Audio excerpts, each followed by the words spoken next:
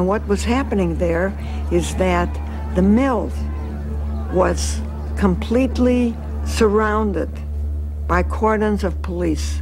The radical elements created picket lines out there and brought people that were not connected to the plant in on the picket line. There was rumors around that it was a communist movement oriented.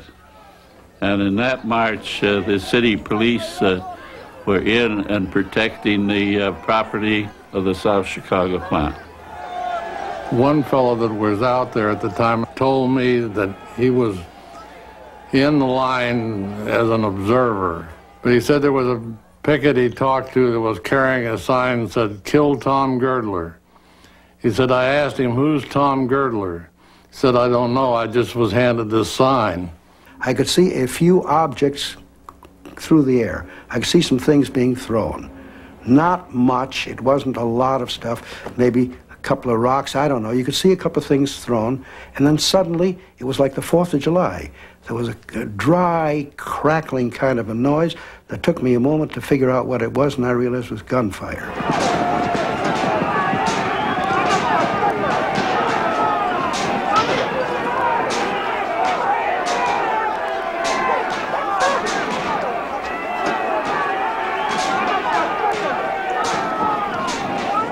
As the line was pushing back, I was knocked down, and then a whole number of people were piled up on top of me, and I could barely breathe.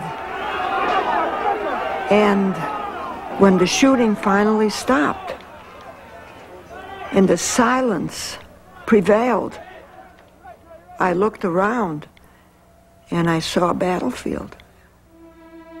I see myself walking around there with a gray felt hat and a press card in it, and with my characteristic jerky kind of motion, and I'm walking around and I'm seeing these people lying on the ground.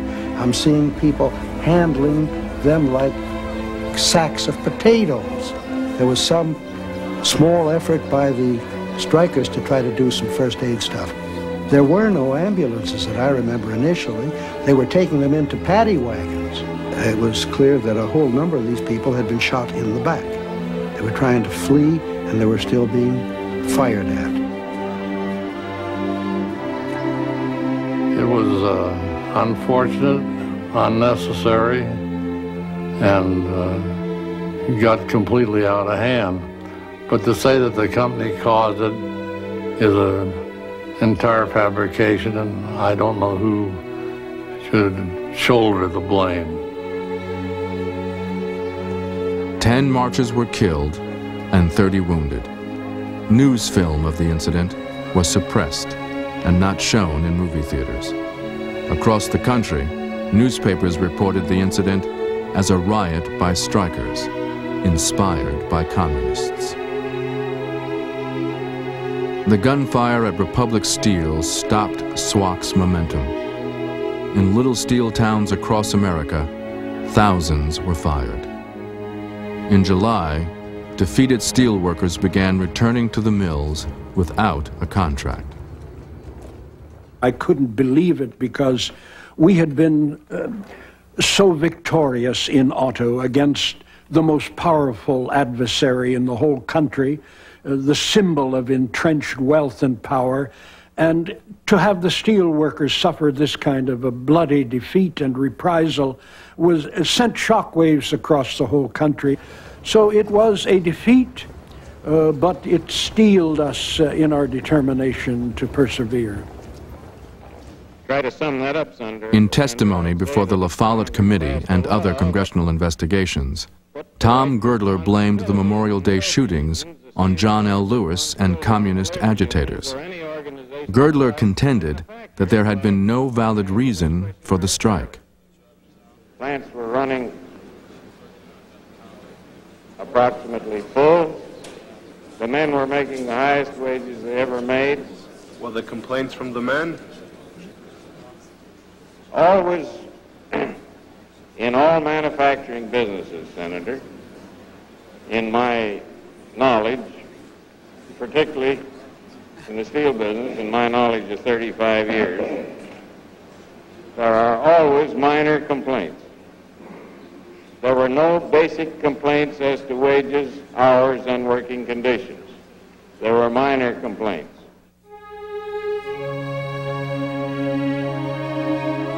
When the suppressed news film was finally shown to the La Follette Committee, it offered proof that the Memorial Day incident was not a riot by strikers.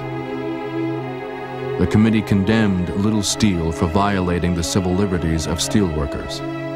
Later, the National Labor Relations Board ordered elections in the mills owned by Little Steel.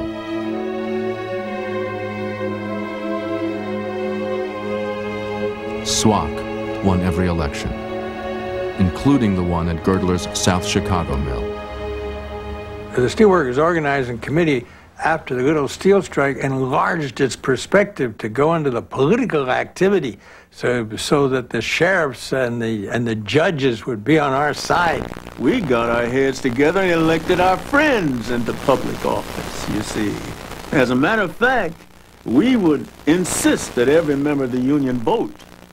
We had carpoos, pick them up as they come off their jobs, take them to their polling place, let them vote. When they finish voting, take them home. We had to take over the town, we had to take over the county, we had to put ourselves in a position where we elected the sheriffs so they wouldn't break up our picket lines. We had to put ourselves in a position we could elect judges where they wouldn't serve injunctions against us to stop us from doing the things that we had to do, and to force the company if we had a strike, to give us what we thought was right. For democracy to be understood and meaningful, it has to be a participatory democracy. You have to have a role in it yourself. Now, voting once every 4 years for a president in Washington or every 2 years for a congressman is very important. But it is equally, if not more important, to be able to participate in determining under what circumstances you will sweat it out every day in the shop for 8 or 10 hours and what you'll be paid for it, and when you're too old to work and too young to die, whether you'll have a little something to take care of you. That kind of participatory democracy is equally important, because democracy has to stand on 2 feet. One is political, the other is economic. In the years of the Great Depression, the federal government moved to guarantee freedom of speech, of assembly, of association for workers in the industrial North.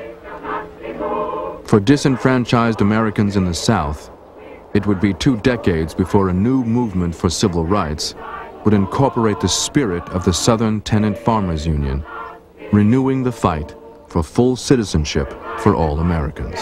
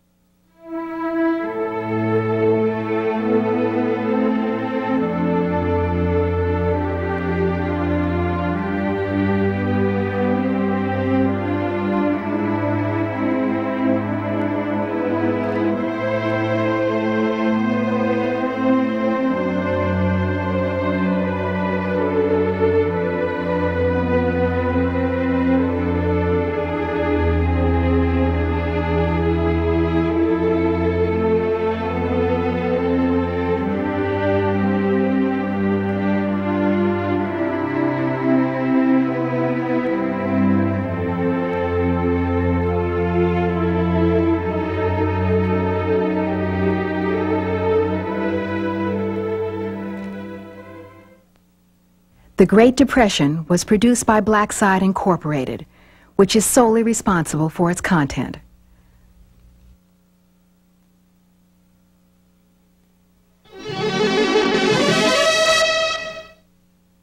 Major funding for the Great Depression was provided by the Corporation for Public Broadcasting and by the annual financial support of viewers like you. The National Endowment for the Humanities, the John D. and Catherine T. MacArthur Foundation, and Lotus Development Corporation. providing software solutions that help people work together. The Great Depression was also supported by the generous donations of individuals and foundations. A complete list of funders is available from PBS. This is PBS.